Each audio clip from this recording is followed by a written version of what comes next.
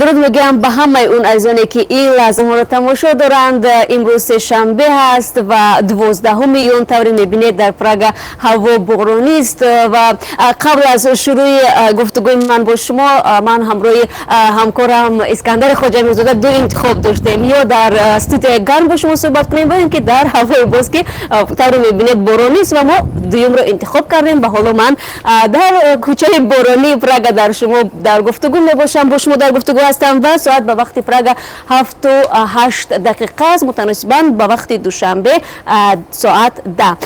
امروز در جهان واقع تاریخی به وقوع پیوست. صبح امروز در سنگاپور ملاقات تاریخی دونالد ترامپ رئیس جمهوری آمریکا و کیم چن اون رهبر کره شمالی آغاز یافت. محور اصلی مذاکرات برنامه هسته‌ای پخینیان و تلاش برای خلق اصلاح هسته‌ای نیمجزیره کره اعلام شده است. این نخستین بار است که یک پرزیدنتی در سر قدرت بوده آمریکا با یک رهبر کره شمالی ملاقات میکند. ابتدا گفتگوی دو نفره دونالد ترامپ و کیم چن اون فقط با حضور دو ترجمان برگزار شد. سپس مذاکرات با حضور مشاوران بلندپایه دو طرف ادامه یافت. با نوشته رسانه‌ها ملاقات یک با یک دونالد ترامپ و کیم چن اون با حضور دو مترجم در مدت 41 دقیقه ادامه کرده است. ترامپ در آغاز این نشست گفته است که ما با یکدیگر کار خواهیم کرد و با هم مشکلات رو حل میکنیم. کیم چن اون نیز ملاقات خود با دونالد ترامپ رو نشست خوب برای صلح خواند و گفته است که مانع‌ها در سر راه وجود خواهند داشت اما ما آن را برطرف میکنیم. خلاصه بینندگان عزیز، تفصیلات این ملاقات مهم رو منتظر باشید. ما در برنامه خبری و همگنه در سرخطهای خودمان برای شما ارائه خواهیم کرد. و حالا تاجیکستان که آنجا نیز از خبرها عاری نیست. از جمله یک خبر اون است که یک آموزگار 29 ساله در دهه سلطان آباد نوی شهر توز با گمان زخمی کردن همسایه‌اش نصیبه حسین و قتل مادر او گلنوره حسین و بازداشت شده است. مقامات دادستانی نوی شهر توز گفتند که علیه دلارام نینار و بر اساس ماده‌های تیاری به جنایت، سوءقصد جنایت و کشتار پرونده با شده تفتیش ادامه دارد. در حکومت نوی شهر توز ولایت ختلان به رادیو آزادی گفتند که کشتار در زمینه متاسفانه بحث زمین و بریدن شاخ درختان یکدیگر روز 8 ایون امسال رخ داده است و وزارت امور داخلی تاجیکستان میگوید که وارد شدن چاروا به زمین جواری مکه سبب‌های دیگر مناقشه همسایه‌های در به دیوار بوده است. یک منبع نزدیک به مقامات تفتیشاتی گفت که نصیبه حسین و همراه مادرش گلنوره حسین و ساکن 50 ساله جماعت گیدره بگوی 8 ایون وارد خانه دلارام نینار و شده مورد حمله قرار گرفتند. بین آنها و شوهر دلارام نینار و جنجال سر زد. در این حالت معلمه به گردن گلنوره حسین و دو کار زده است و همون شب در بیمارستان جان داده است و خودی نصیبه حسین و باشد زخمی شده است و حالا در بیمارستان بستری می باشد. باید گفت که دلارام نینار که معلمه صاحب سه فرزند است و 8 سال سابقه کاری دارد و آموزگار صنف‌های ابتدایی بوده است و طور رهبر این مکتب و دیگر همکاران و شاگردانش میگویند این معلمه با آنها مناسبت خوب داشت و خبری بازداشتش آنها را تا حد حیرت زده کرده است. خب اکنون میرویم به ولایت مختار کوهستان بدخشان که در اونجا رئیس ولایت به ساکنان وعده داده است که نظارت را در سمت فروش مشروبات باز هم پرزور میکند. این گفته های رئیس ولایت بدخشان در حالی است که آغاز ماه ایون نزدیک به 3000 نفر ساکنان خاروق با نوشتن یک نامه دستجمعی به عنوان رئیس ولایت شکایت کردند که تلاش‌های آنها برای تنظیم کردن فروش مشروبات نتیجه نداده است، چون به ادعای بازم ساکنان خاروق هنوز مافیای تاجران مشروبات در ولایت زنده است و بازارهای ولایت را به مکان مشروبات پس‌صفت و قلبکی تبدیل دادند که دهان نفر از آن زیان می‌بینند.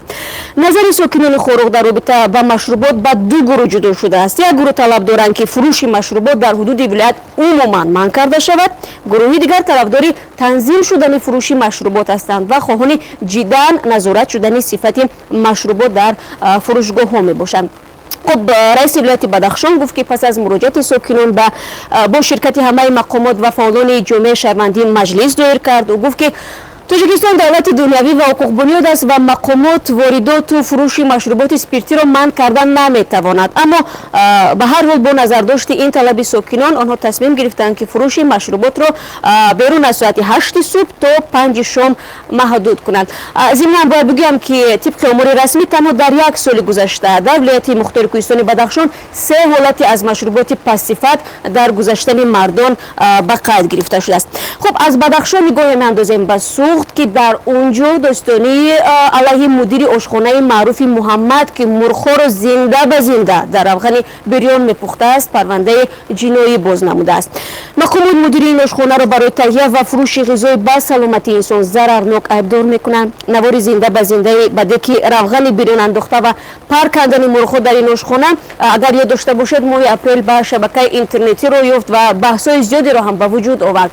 бале мудири ин ошхона мегӯяд ки мурғҳоро зинда парубол канда намепухтанд, балки дар ҳақиқат камбуд дар вазъи бедоштии кӯшишхона аст ки дар пай ислоҳи онанд. ва дар ҳамин ҳол як масъул дар достонаи вилояти Суғд гуфт ташхиси заррабинӣ дар таркиби гӯшти мурғе ки ин ошхона дар шароити ғайрисанитарӣ мепухт ангезаҳои ба саломатии инсон хатарнок буданро ошкор кардааст. агар гуноҳи мудири ошхона собит шавад ба ӯ ҷарима ва ё то 2 соли зиндон таҳдид мекунад. хуб дар замони тафтиши парванда ошхонаи Муҳаммад ки миёни сокинон бо номи мурғи ором маъруф аст бо қарори мақомот баста шудааст. ва инҷо ҳам як умурро меорам ки бино ба маълумоти расмӣ дар муддати 1 солу 4 моҳи охир дар минтақаи шимолии Тоҷикистон ба маблағи беш аз 3 миллион сомонӣ маҳсулоти пастсифат ки қисмати умдаи он маводи ғизоӣ мебошад дарёфт ва мусодира карда шудааст. дар ин давра мутаваҷҷеҳ бошед 47 сокини вилояти Суғд аз истеъмоли хӯроки заҳролуд ва пастсифат масмум гардида 5 нафар мутаассифона ба ҳалокат расиданд. хуб акнун меравем ба ҷануби Тоҷикистон. онҷо Аловиддин Абдуллоев аҷнигори маъруфи тоҷик пули чанд намоиши театрии гурӯҳашро ки ба 2000 сомонӣ баробар буд ба зарардидаҳои сел дар ноҳияи Панҷ додааст.